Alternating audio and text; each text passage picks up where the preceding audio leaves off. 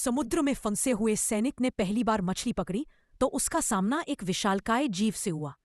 उन्हें लगा कि अब उनके पास खाने के लिए कुछ आ गया है, लेकिन दोनों के बीच 2 सेकंड से भी कम समय तक खिंचाव रहा और मछली ने सीधे रस्सी काट दी। आर्डेलरिच ने कभी नहीं सोचा था कि पानी के नीचे की मछली उनसे भी ज्यादा भूखी होगी, क्योंकि ऐसा हुआ था। इसलिए उन्होंने अनुमान लगाया कि उन्हें निश्चित रूप से और मौका मिलेगा। लेकिन उन्होंने कभी नहीं सोचा था कि अगले 2 दिनों तक मछली के कांटे पर कोई हलचल नहीं हुई। इस तरह समय 5वें दिन तक आ पहुंचा। ताजे पानी और भोजन के बिना वे स्पष्ट रूप से महसूस कर रहे थे कि वे कमजोर होते जा रहे हैं। यहाँ तक कि वह कॉफी भी, जिसे वे हर सुबह पीने का दिखावा करते थे, अब नहीं कर पा रहे थे। प्यास से तड़पता हुआ पास्तुला सामने के समुद्री पानी को देखता है और अनायास ही उसे उठाकर पीने के लिए हाथ बढ़ाता है, लेकिन मार्क तुरंत उसे रोक देता है, क्योंकि समुद्री पानी न केवल प्यास नहीं बुझाता बल्कि निर्जलीकरण, डिहाइड्रेशन को भी तेजी से बढ़ाता है। मार्क उन्हें अब कम से कम हलचल करने और अपनी शारीरिक शक्ति बनाए रखने के लिए कहता है, लेकिन अर्देलारिच कहता है कि इसके बावजूद उन्हें नहीं पता कि वे कहाँ बहकर जाएंगे। मार्क कहता है कि उसने पहले ही गणना कर ली है और जब वह अपना सर्वे उपकरण निकालने वाला था तो उसने महसूस किया कि उसके पास कुछ और है। वह खुशी से आश्चर्यचकित होकर आवाजें निकालता है।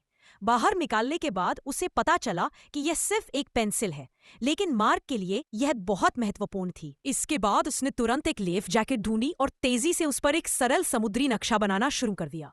उनके गिरने के समय के जल प्रवाह और हवा की गति के साथ साथ सर्वे उपकरण से प्राप्त डेटा के आधार पर उन्होंने जल्दी ही वह जगह ढूंढ ली जहां वे वर्तमान में स्थित थे। मार्क का मानना है कि अगर हवा की दिशा नहीं बदलती है, आदमी एक पीले कपड़े पर निशान देखकर यह पता लगाता है कि वे नीचे एक द्वीप समूह की ओर बह रहे होंगे। यह खबर सुनकर अन्य लोगों को उम्मीद मिलती है।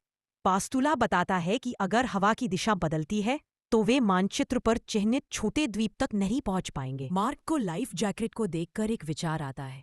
वह कहता है कि बस जलधारा की दिशा को नियंत्रित करना है। वह तुरंत अल्ड्रिच को हैंडरेल की रस्सी निकालने और पास्तुला को कुछ तार लाने के लिए कहता है। मार्क खुद कंपास से रास्ता फिर से जांचता है। फिर वह पास्तुला से लाइफ जैकेट के 3 कोनों को तार से बांधने और रस्सी को तार के केंद्र बिंदु से जोड़ने के लिए कहता है। इस तरह वे ड्रिफ्ट एंकर या समुद्री लंदर का एक साधारण संस्करण बना लेते हैं। मार्क जल्दी से ड्रिफ्ट एंकर को समुद्र में फेंक देता है। लाइफ बोट तुरंत जलधारा से खींच ली जाती है। इससे हवा की दिशा बदलने पर भी उनका कोर्स प्रभावित नहीं होता है, बशर्ते वे समय पर ड्रिफ्ट एंकर को नीचे गिरा दे। इस परिणाम को देखकर वे सब खुश हो जाते हैं और राहत की सांस लेते हैं। लेकिन अगले 2 दिनों तक उन्हें एक बूंद भी पीने का पानी नहीं मिलता। निराश होकर वे सब मिलकर ईश्वर से प्रार्थना करते हैं। पता नहीं यह निर्देशक की व्यवस्था थी या किस्मत। आधी रात को तेज बारिश होती है। वे खुशी से झूम उठते हैं। पेट भर पानी पीने के बाद वे अपने एकमात्र पानी के थैले को भी भर लेते हैं और पानी की समस्या अस्थायी रूप से हल हो जाती है। पुरुष 1 हफ्ते से मछली पकड़ने की कोशिश कर रहे थे। एक आदमी शायद आर्देलारिच मछली पकड़ने के लिए बेचैन हो जाता है, क्योंकि चारा डालने पर भी मछलियां नहीं आ रही थीं। जब वो आदमी अपनी लाइन खींचता है तो पता चलता है कि उसने एक शार्क को पकड़ लिया है। दूसरा आदमी, मार्क, उसे शार्क को नाव में खींचने से रोकता है, लेकिन शार्क को एक अन्य व्यक्ति, पास्तुला, कसकर पकड़ लेता है। मिलकर शार्क को नियंत्रित करते हैं। आर्देलारिच तुरंत शार्क को चीरना शुरू कर देता है।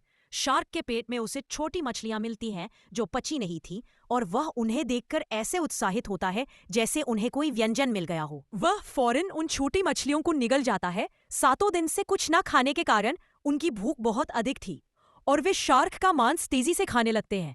शार्क का मांस खाने के बाद एक नई समस्या सामने आती है। शार्क को काटते समय फैले अवशेषों से शार्क का एक बड़ा झुंड नाव के पास जमा हो जाता है, जो उनके लिए खतरा बन जाता है। रात में आर्देलारिच को बेचैनी महसूस होती है। वह फ्रेश होने के लिए नाव के किनारे झुककर अपने चेहरे को पानी से धोने की कोशिश करता है। यह भूल जाता है कि पानी में शार्क है। तुरंत ही एक शार्क उसके हाथ को पकड़ लेती है।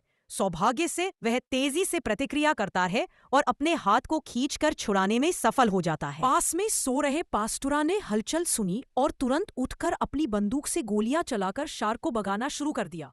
मार्क जल्दी से आर्देलारिच की चोट देखने गया। जांच करने पर पता चला कि उसे केवल ऊपरी चोट लगी है। पास्तुला ने तुरंत अपनी कमीज का कपड़ा फाड़कर मार्क को दिया, जिसने आर्देलारिच के लिए एक साधारण पट्टी बांध दी।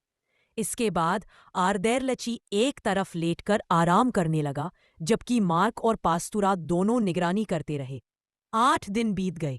उनके पास बचा हुआ मीठा पानी भी लगभग खत्म हो चुका था और इस दौरान उन्हें खाने के लिए कुछ भी नहीं मिला। भूख से बेहाल होकर वे सब फिर से ऊपर वाले से प्रार्थना करने लगे।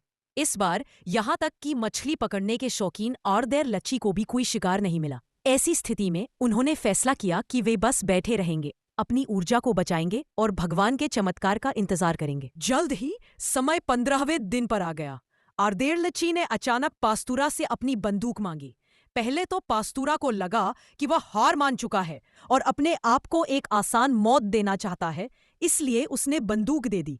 लेकिन आर्देर लच्छी ने बंदूक लेते ही उससे पूछा कि क्या वह मांस खाना चाहेगा। यह सुनकर पास्तुरा को लगा कि वह मार्क पर हमला करने वाला है, लेकिन जब उसने पीछे मुड़कर देखा तो पाया कि मार्क के पास एक समुद्री पक्षी बैठा था। पास्तुरा ने तुरंत अपने कान बंद कर लिए। आर्देर लच्छी ने निशाना साधा और बिना देर किए एक गोली चला दी। गोली लगने से समुद्री पक्षी कई फीट दूर जा गिरा। गोली की आवाज से चौंक कर उठा मार्क अभी भी समझ नहीं पा रहा था कि क्या हुआ है। जब बाकी लोग बताते हैं कि उन्होंने एक समुद्री पक्षी को मारा है, तो मार्क बिना किसी हिचकिचाहट के उसे लेने के लिए नाव से पानी में कूद जाता है। लेकिन जैसे ही मार्क पक्षी को पकड़कर वापस आता है, वे देखते हैं कि उसके पीछे एक शार्क तेजी से तैरती हुई आ रही है। और देरिची तुरंत बंदूक उठाता है और गोली चलाने की कोशिश करता है, लेकिन महत्वपूर्ण क्षण में बंदूक जाम हो जाती है। मार्क को पता है कि शार्क उसका पीछा कर रही है, फिर भी वे अपने हाथ में पकड़े पक्षी को नहीं छोड़ता। आखिरकार जब शार्क लगभग उस तक पहुंचने वाली होती है, तो आर्देरिची और दूसरा व्यक्ति जल्दी से मार्क को खींचकर नाव पर चढ़ा लेते हैं। शार्क तब तक नाव के पास आ जाती है। जब शार्क दूर चली जाती है, तो वे लोग उस पक्षी के मांस को कच्चा ही खाते हैं। वे बताते हैं कि इसका स्वाद लगभग वैसा ही है जैसा वे सामान्य रूप से चिकन खाते हैं। कुछ देर बाद 20वां दिन आ जाता है। सुबह मार्क जागता है और अचानक पाता है कि वे सब सो रहे हैं। वह तुरंत सीपी बजाकर उन्हें उठाता है और उन पर चिल्लाता है। वह कहता है कि सोते रहने से वे किसी द्वीप को छोड़ सकते हैं या हवा की दिशा में बदलाव होने पर वे लंगर डालने में देर कर सकते हैं, जो उनके लिए बहुत बुरा होगा। आर्देरिची बहुत परेशान हो जाता है और दावा करता है कि कोई द्वीप है ही नहीं। वह मार्क से पूछता है कि उसने वह नेविगेशन चार्ट, नौवहन चार्ट किस आधार पर बनाया था।